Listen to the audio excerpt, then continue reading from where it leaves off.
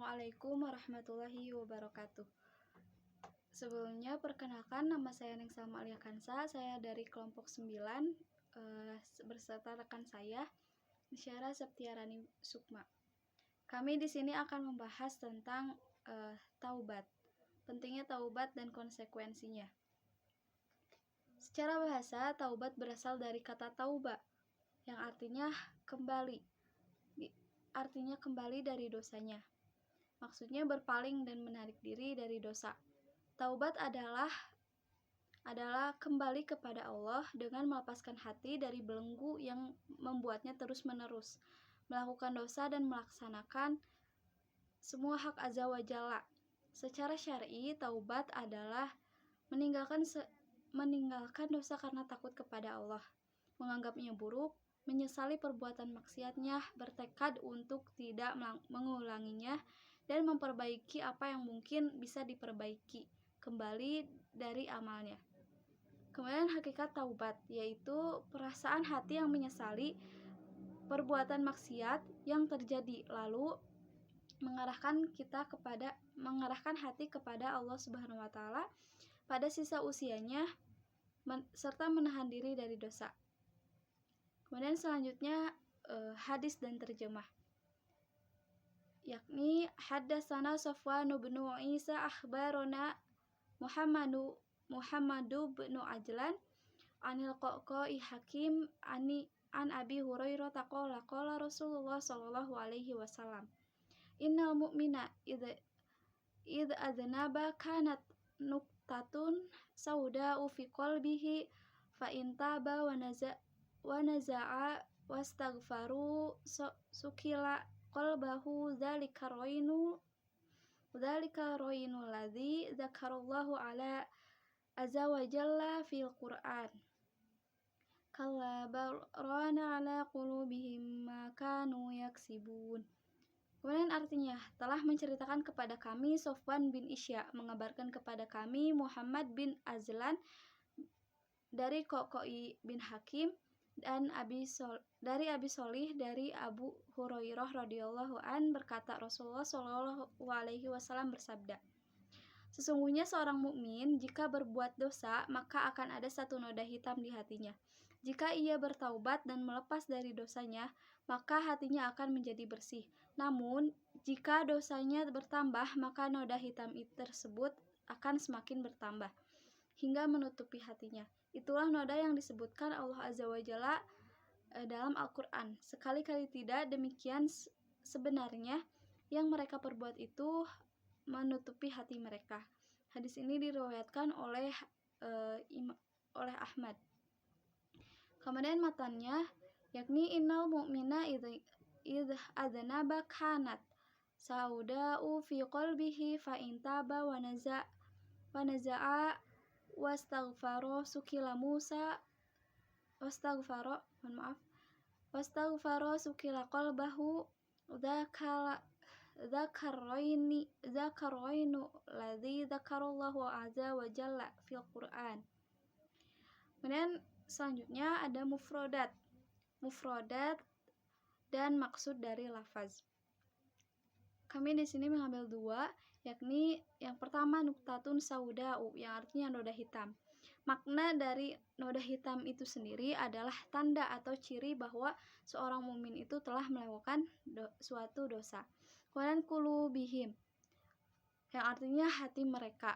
Hati mereka di sini ditunjukkan untuk kaum muslim atau hati orang mukmin. Selanjutnya ada esensi hadis, ta'rif istilah dan ta'rif dilalah. Yang pertama, ta'rif istilah. Hadis ini dikatakan hadis secara istilah karena idhofah kepada Nabi Shallallahu alaihi wasallam.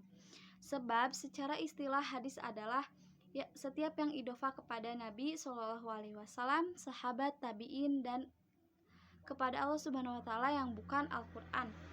Tandanya adalah Rasulullah Shallallahu alaihi wasallam. Kemudian ta'rif dilalah. Hadis ini secara dilalah semua hadis yang termaktub dalam kitab hadis, yakni diwan atau masodir asriyah, hasil dari proses riwayah dan tadwin yang ditekuni oleh para muhadisin sampai abad ke-5 Hijriah. Nah, dengan hadis ini termasuk ke dalam kategori ta'rif dilalah karena hadis ini terdapat dalam kitab Ahmad karena tandanya rawahu Ahmad. Kemudian selanjutnya ada unsur hadis, ta'rif arkan.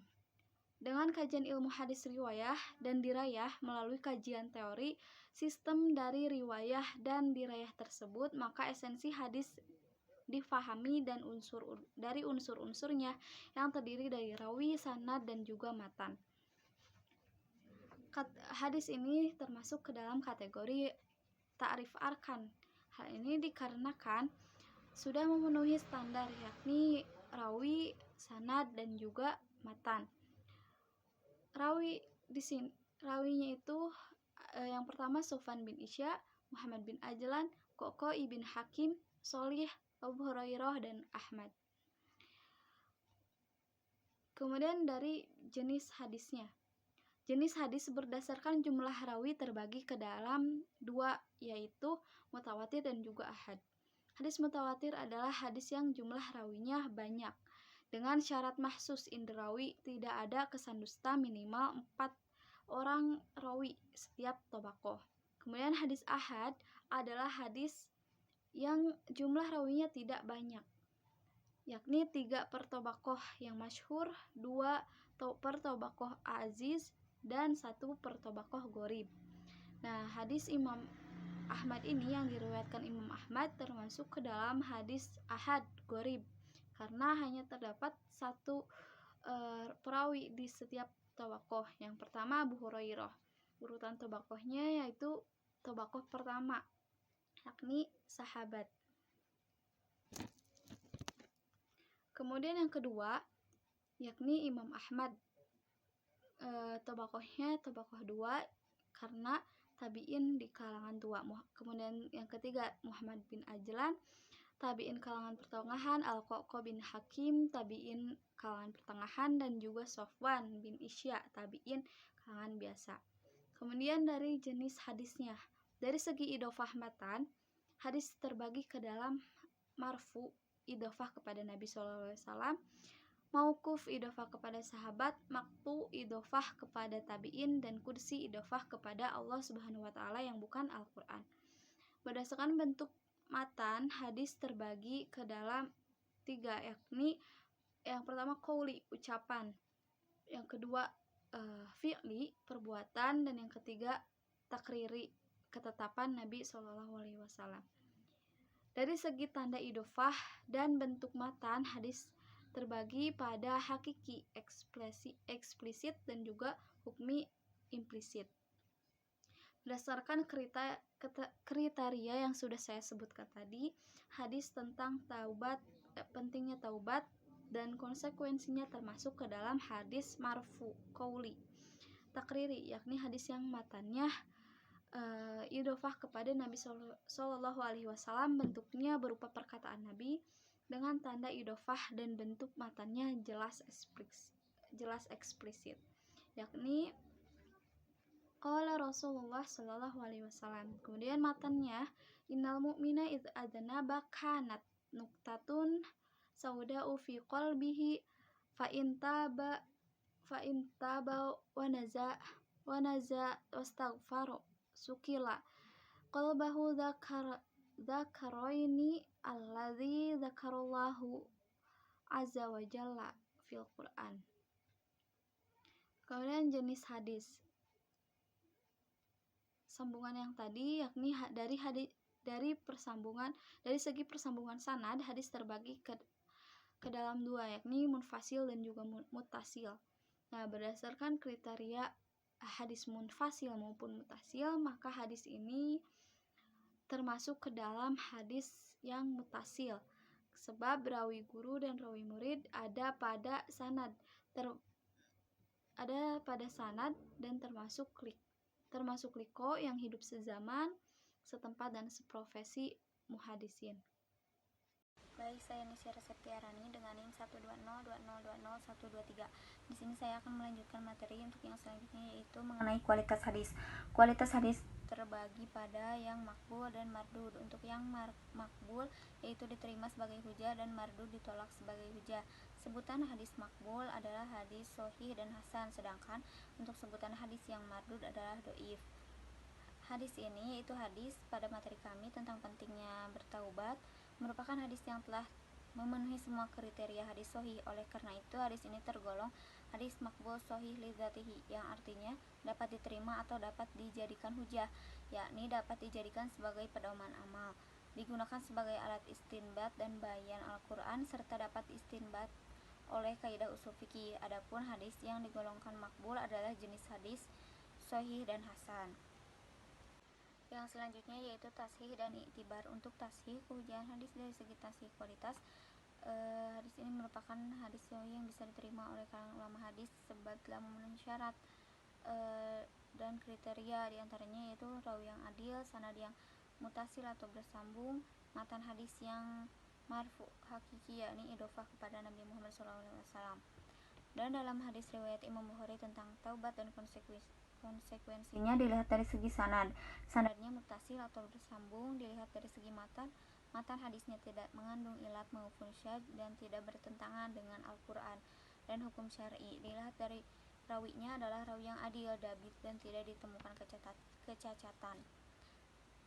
Yang kedua yaitu iktibar, kaidah untuk mencari mutabi dan syahid yang dapat menaikkan kualitas dari mardud dhaif li dzatihi menjadi makbul hasan li ghairihi, dan dari makbul hasan li dzatihi menjadi makbul sahih li ghairihi disebut kaidah iktibar. Untuk mencari mutabi dan syahid dua sahabat digunakan iktibar al-sanad, untuk mencari syahid matan lain digunakan iktibar al-matan. Hadis tentang taubat dan konsekuensinya ini dengan iktibar diwan dapat dikatakan sebagai hadis sahih karena termaktub pada kitab sahih yakni kitab Al-Jami Ahmad. Tandanya ada footnote rawahu Ahmad. Menurut konvensi muhaddisin, kitab sahih hadisnya sahih. Selanjutnya yaitu ta'amul hadis, tatbik atau aplikasi hadis makbul terbagi pada yang pertama makbul yang ma'mul bih atau dapat diamalkan, meliputi hadis yang muhkam yaitu hadis yang jelas tegas, hadis mukhtalif yang dapat dikompromikan, hadis raji yaitu lebih unggul, hadis nasih yaitu urut di belakang. Dan untuk yang makbul yang ghair ma'mul bih yaitu tidak dapat diamalkan, meliputi hadis yang mutasyabih atau tidak jelas, hadis marjuh atau tidak unggul, hadis mansuh atau guru duluan, dan hadis mutawaqqaf fi tidak bisa dikompromikan, ditarjih dan dinasah. Berdasarkan kriteria tersebut, hadis tentang taubat dan konsekuensinya ini dikategorikan sebagai hadis makbul sahih li dzatihi dan termasuk hadis ma'mul bi atau dapat diamalkan sebagai lafaznya muhkam yakni matan dan kandungannya tegas dan jelas. Selanjutnya munasabah dan asbabul wurud. Firman Allah Subhanahu wa taala dalam Quran surat Al-Mutaffifin ayat 14 yaitu Bismillahirrahmanirrahim, kalla bal rana ala qulubihim ma kanu yaksibun. Dalam ayat di atas, maka kanu yaksibun merujuk kepada perbuatan apa yang mereka usahakan. Di sini bermakna perbuatan tidak baik atau maksiat. Hal ini selaras dengan hadis yang sudah dicantumkan bahwa orang beriman ketika bermaksiat akan memiliki noda hitam di hatinya, sehingga akan menutupi mereka dalam ketaatan kepada Allah. Dengan taubat, orang mukmin dapat menghilangkan noda hitam tersebut dan Allah akan mengampuni semua dosa-dosanya. Tetapi jika orang mukmin tetap melakukan dosa, maka noda hitam itu akan terus bertambah sehingga tertutup seluruh hatinya. Yang selanjutnya yaitu asbabul wurud. Dalam ayat 14 ini pada Quran surat Al-Mutaffifin, Allah membantah tuduhan orang-orang kafir Mekah yang mengatakan bahwa Al-Quran itu dongengan orang dahulu. Sama sekali bukan demikian. Sebenarnya apa yang selalu mereka usahakan itu menutup hati mereka. Kebiasaan mereka berbuat dosa telah menyebabkan hati mereka jadi keras, gelap, dan tertutup laksana logam yang berkarat. Oleh karena itu, mereka tidak dapat membedakan antara dusta yang berat dengan kebenaran yang terang benderang. Hati yang demikian hanya bisa dibersihkan dengan tobat yang sempurna. Yang selanjutnya yaitu istinbat ahkam dan hikmah. Untuk istinbat ahkam ada sebuah hadis yaitu an Abi Musa al-Asy'ari radhiyallahu anhu anna Rasulullah sallallahu alaihi wasallam qala innallaha azza wa jalla yabsutu yadahu bil laili liyatuba musii'un nahara wa yabsutu yadahu bin nahari liyatuba musii'ul laili hatta tatlu asyamsu minal maghribiha. Dari Abu Musa al-Asy'ari, semoga Allah meridhoinya, bahwa Rasulullah SAW beliau bersabda, Allah Subhanahu wa Ta'ala akan senantiasa membuka lebar-lebar tangannya pada malam hari untuk menerima taubat orang yang berbuat dosa pada siang hari, dan Allah senantiasa akan membuka tangan pada siang hari untuk menerima taubat orang yang berbuat dosa pada malam hari. Dan yang demikian terus berlaku hingga matahari terbit dari barat. Dari Ibnu Umar, semoga Allah meridhoi mereka berdua, bahwa Rasulullah SAW bersabda, sesungguhnya Allah akan menerima taubat seorang hamba selama nyawanya belum sampai ke tenggorokan. Hadis riwayat Tirmizi nomor 3847 dan Imam Tirmizi serta Ibnu Hibban menghasankannya. Dari Al-Aghar bin Yasar dan Muzani, semoga Allah meridhoinya, bahwasanya Rasulullah SAW bersabda, wahai manusia, bertaubatlah kepada Allah, karena aku bertaubat 100 kali dalam sehari. Hadis riwayat Muslim nomor 2702. Dan dari Anas bin Malik, semoga Allah meridhoinya, bahwa Rasulullah SAW bersabda, sungguh kegembiraan Allah karena taubat hambanya melebihi kegembiraan salah seorang dari kalian terhadap hewan tunggangannya di sebuah padang pasir yang luas, namun tiba-tiba hewan tersebut lepas, padahal di atasnya ada makanan dan minuman, hingga akhirnya dia merasa putus asa untuk menemukannya kembali. Kemudian ia beristirahat di bawah pohon, namun di saat itu tiba-tiba dia mendapatkan untanya sudah berdiri di sampingnya. Ia pun segera mengambil tali kekangnya, kemudian berkata, ya Allah, engkau hambaku dan aku ini Tuhanmu. Dia telah salah berdoa karena terlalu senang. Hadis riwayat muttafaqun alaih, dan ini adalah lafaz Imam Muslim nomor 2747. Sesuai dengan istinbat di atas bahwa taubat adalah wajib hukumnya bagi orang-orang mukmin. Bukan Allah sangat menyayangi orang-orang yang senantiasa bertaubat setelah melakukan perbuatan maksiat. Rasulullah SAW pun sudah dijamin Allah masuk surga dan diampuni dosa yang lalu dan yang akan datang. Tetapi beliau senantiasa mengucap istighfar setiap hari 100 kali dan meminta ampunan kepada Allah Subhanahu wa Ta'ala. Yang selanjutnya yaitu ada hikmah. Berdasarkan hadis tersebut, hikmah yang dapat diambil adalah yang pertama, akan senantiasa disenangi Allah Subhanahu wa Ta'ala karena taubatnya dan taubat yang dilakukan senantiasa taubat yang sungguh-sungguh. Dan yang kedua, Allah akan menghapus dosa setiap yang dilakukan dengan taubat, minimal dengan mengucap istighfar setiap hari. Dan Allah juga akan menerima taubat seorang hamba selama nyawanya sampai ke tenggorokan atau Allah cabut nyawanya. Dan manusia tidak akan putus asa dengan pernyataan bahwa tidak akan diterima dan diampuni taubat kita, karena Allah akan mengampuni dosa-dosa yang sudah dilakukan. Dan ada juga syarat-syarat mengenai taubat. Yang pertama yaitu benar-benar menyesal. Yang kedua, memperbanyak perbuatan baik, tidak meninggalkan sholat 5 waktu, dan banyak berzikir. Tentunya tidak mengulangi kesalahan yang sama di masa yang akan datang. Dan perbuatan-perbuatan tersebut termasuk ke dalam perbuatan maksiat yang sudah seharusnya bagi yang melakukan perbuatan tersebut hendaknya mereka segera bertaubat. Bahkan masih banyak perbuatan dosa lain yang sering dilakukan tanpa disadari.